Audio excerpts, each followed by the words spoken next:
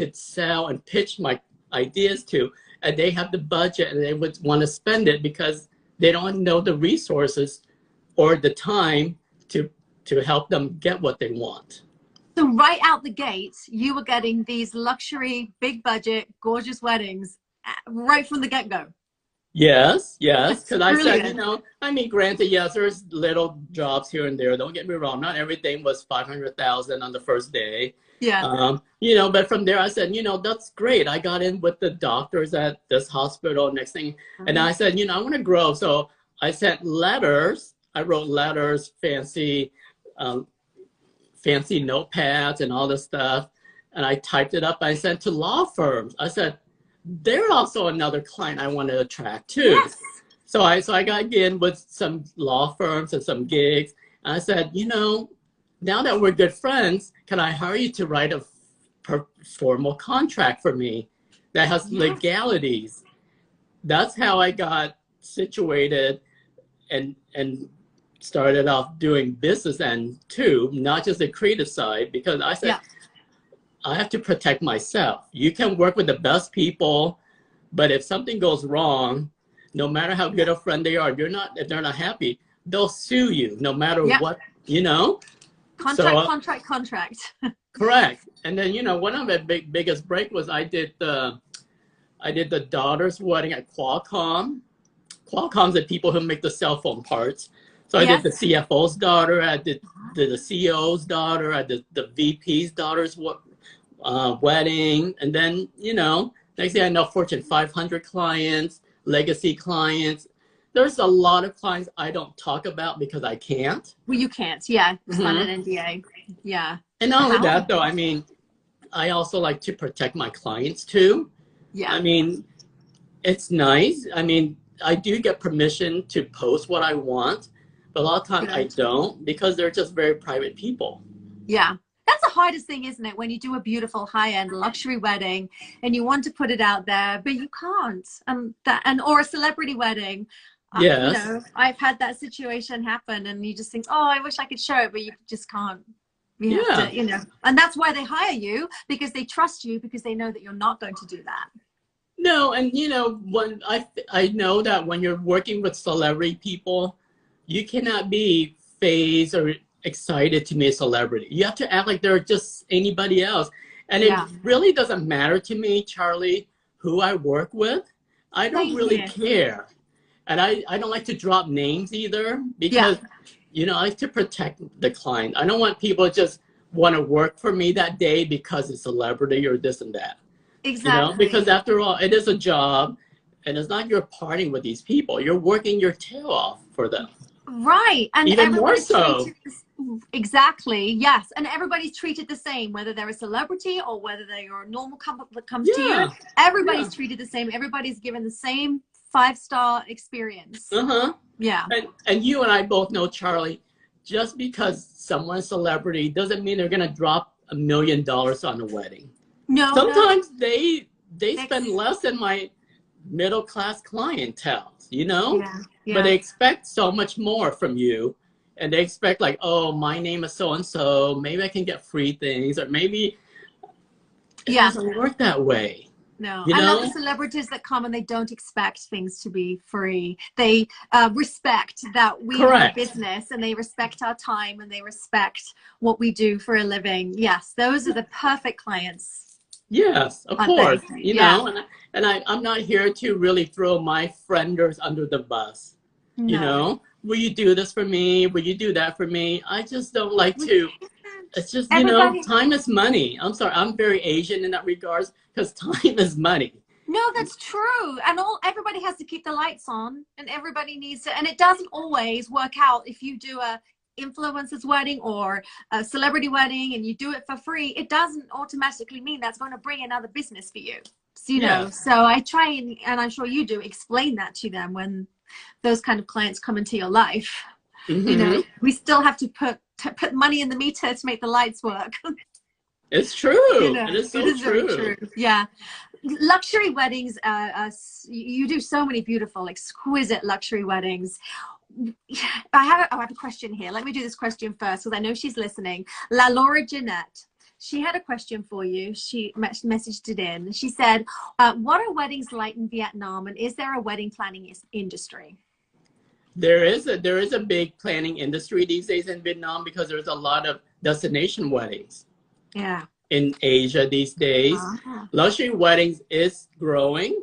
The market is very different because you can get so much more for your dollar over in Asia than you can here. But it's growing, and it's the market over there. They do, I mean, true Vietnamese that live in Vietnam, their weddings are multi-day, generally 500 and up. Right. 500 guests and up. Yeah. And it's always a good 8-10 courses, never less than 8 courses, because it shows that you don't have money if you cannot serve your guests 8 courses. And 8 is a lucky number, you know, the infinity number. So they want 8. So if you do less than 8, you're kind of frowned upon then. Oh, yeah. That you don't have money. Wow. Yeah. And then all depends on what you're served too. Not just any 8 courses. They always have to have lobster, shark fin soup when it was legal. You can't stir. That's not legal these days. It has to have lobster. It has to have steak. Wow. Do you go back and do weddings in Vietnam, Thomas? I have not been. My family, my cousins and I, we were supposed to do a cousin's trip last year, of course, amongst other trips, but nothing happened. So I don't know where to go. But we were planning to go to Vietnam last year. If you could travel anywhere in the world right now, where would you like to go? Italy. Yeah. Santorini. Do you planned a lot of weddings in Italy? I've done a few. Mm-hmm. Yeah. But I do love traveling. I mean, I love doing weddings. Destination weddings are our favorite. Don't get me wrong. But it is a lot of work, and people think the funny thing is that people think that when you're doing luxury wedding, you're out there sightseeing and partying with. I mean, I'm there doing 4 different events. You know, bringing luggages, bags and bags of goods, linens with me that I ship with me. Yes. I mean, people think it's like fun and games. It's a lot of work. Don't you think, Charlie? Oh my goodness. Thomas, we did a wedding in England, which is destination for me now because I live here. Yeah. And I didn't do weddings when I lived in England, but we schlepped 4 bags from La Tavola over to London. And when we were checking in, the guys were like, what have you got in your bags? And we were like, oh, shoes, we've been shopping, you know. But it was all linens, and then they arrive creased. So then you have to iron every single linen, and you've got maybe 40 linens or something. It's so true. I mean, my last one I did December time in England, in Bristol. You know Bristol, beautiful. Yes. Like being in Jane Austen, in a castle. It's like 40-ish people, very small. But we had shipped the linen in September.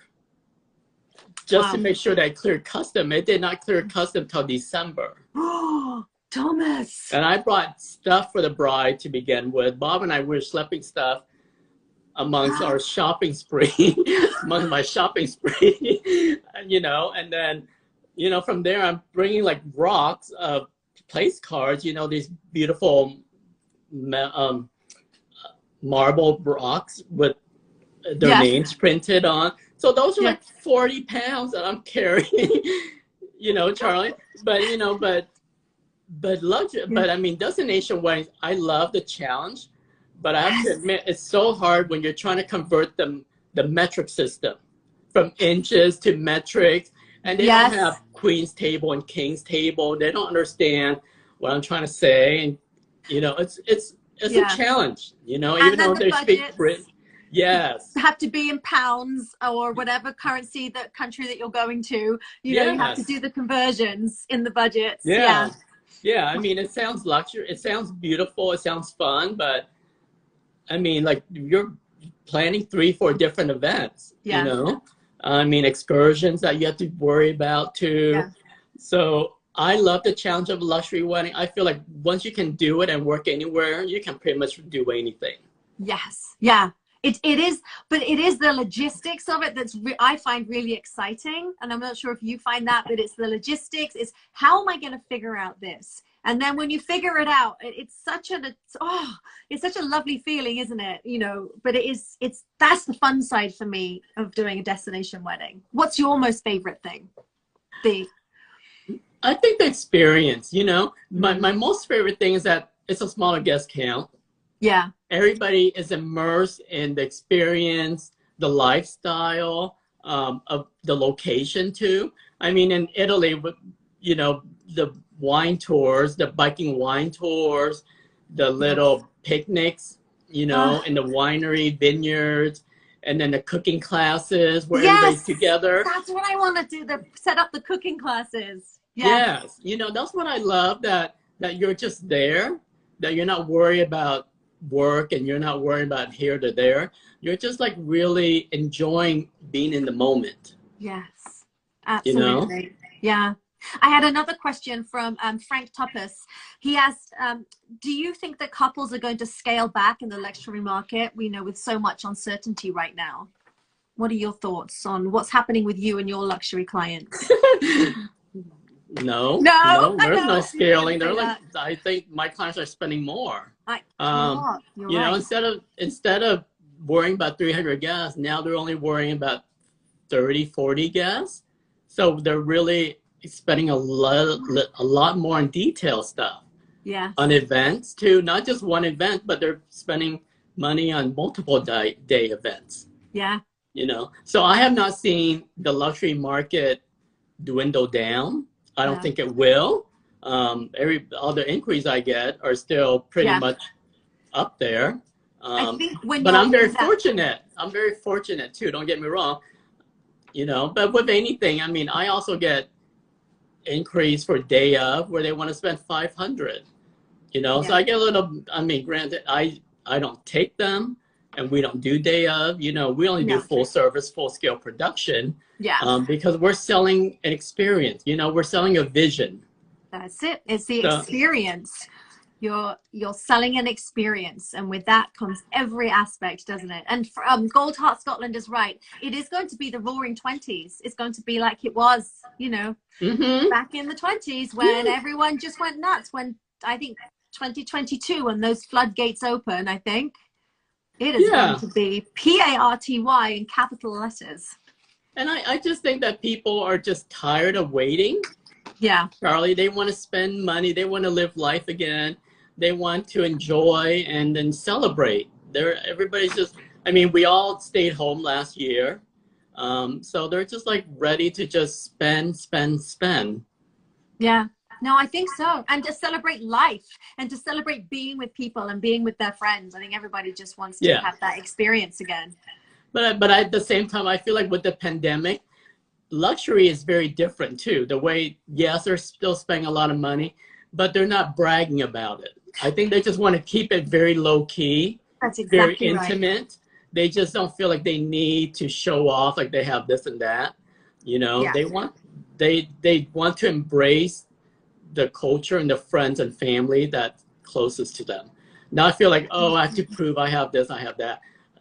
Just, you know, just everything about the whole mentality is so different now. I agree. Which to me is so much better. You just don't feel, you feel like people are more appreciative of time and the people closest to them. And they want to make that experience, the wedding experience, about them rather than, look what I have, look at all this, you know. And yeah, I think I agree with you. Yes, experiential experience rather than materialistic. Yes, I agree. The money is going into things that will make the experience for the guests really spectacular.